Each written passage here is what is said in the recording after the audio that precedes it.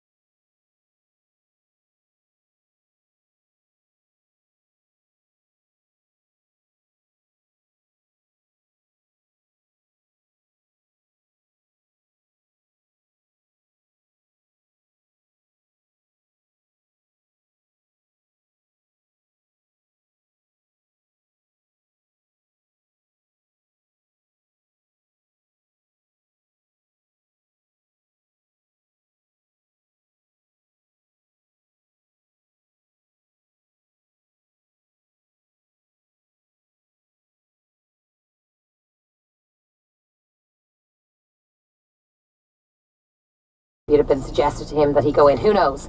And I know there's a lot of speculation around him and exactly what's going on.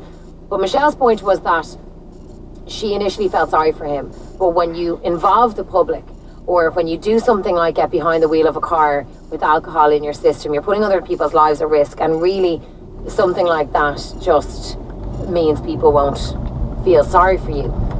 However, I mentioned an article online today. of an issue. I'm not saying it's widespread, but it obviously does happen. But that seems to be the story there behind that one.